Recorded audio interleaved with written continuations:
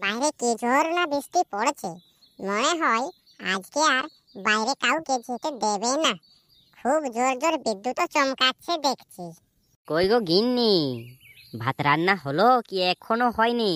তখন থেকে দেখছি ভাতটাকে উনুনে চাপিয়ে রেখেছো। হ্যাঁ, ভাত রান্না তো হয়ে গেছে। আর তরকারি রান্না হলো? তাহলে আমায় খেতে দাও, আমায় খুব খিদে লেগেছে। না গো, তরকারি তো হয়নি। তোমাকে তো আমি সকালবেলায় বললাম যে আমাদের শাক সবজি কিছু নেই, বাজারের দিকে যাও কিছু নিয়ে আসো। তো তুমিও তো খালি হাতে বাজার দিক থেকে ফিরে এলে। তুমি বলছো যে এত বৃষ্টিতে আমি যেতে পারবো না। বাস স্টপ থেকে তুমি তো ফিরে এলে। হ্যাঁ, বাস স্টপ থেকেই ফিরে এলাম। জানো তো গিন্নি, কি জোর বৃষ্টি পড়ছে। এই বৃষ্টিতে ভিজলে সর্দি আর জ্বর। হ্যাঁ হ্যাঁ, তা তো হবেই। তাহলে তরকারি কিছু রান্না করোনি নাকি? কিছু বাড়িতে থাকবে তবেই তো আমি রান্না করব, কিন্তু বাড়িতে তো কিচ্ছু নেই। তো আমি বলছিলাম যে তুমি দোকানের দিকে যাও, গ্রামের শেষে যে আমাদের দোকানটা আছে ওইখান থেকে কিলো 2 আলু আর ডাল নিয়ে এসো। হ্যাঁ, তা তুমি ঠিকই বলেছো, গেলে হয়। গ্রামের দোকান থেকে নিয়ে আসি। দাও, ঝোলাটা দাও তো আমাকে। আমি গ্রামের দোকান থেকে ডাল আর আলু, তার সঙ্গে সোয়াবিনও নিয়ে আসবো। ঝোলা দেখছি পাশের খুঁড়িতে ঝুলানো রয়েছিল, এই ঝোলাটাই দিয়ে দি। শক্ত বটো, ছেঁড়ার কোনো সম্ভাবনাই নেই। না গো, ঝোলাটা ধরো, ওইভাবে দাঁত বের করে দাঁড়িয়ে থাকলে হবে?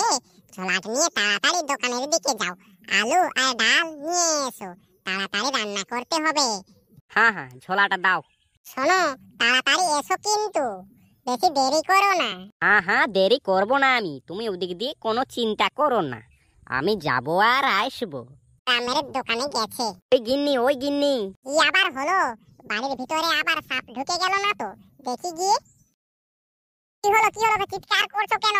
তুমি তো দোকানের দিকে যাচ্ছিলে। ওই দেখো গিন্নি, ওই দেখো গিন্নি, টাপার টুপুর বৃষ্টি পড়ে পড়ে এই জায়গাটা জলে ভরে গেছে।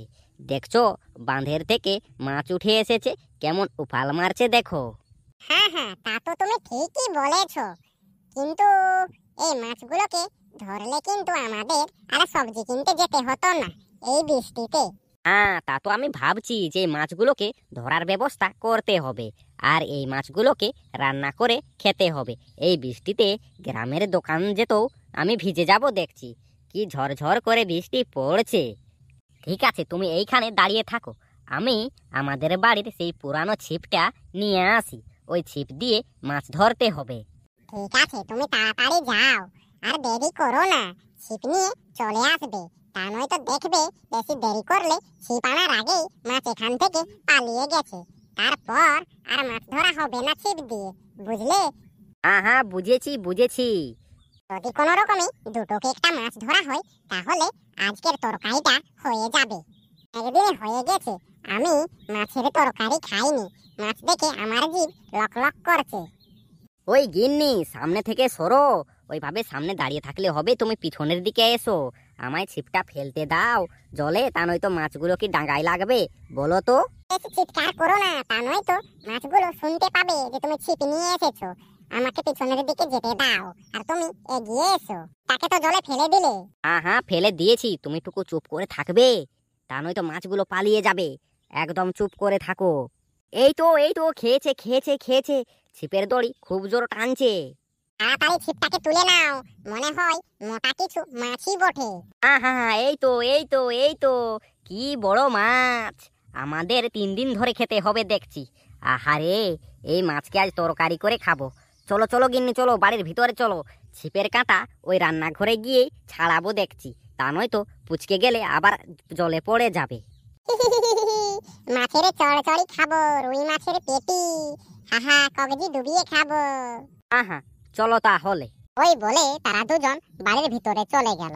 তো ঠিক আছে, আমরা আমাদের ভিডিও এইখানে শেষ করছি। এরকম ছোট্ট ছোট্ট কার্টুন ভিডিও দেখতে আমাদের চ্যানেলটিকে সাবস্ক্রাইব করে নাও।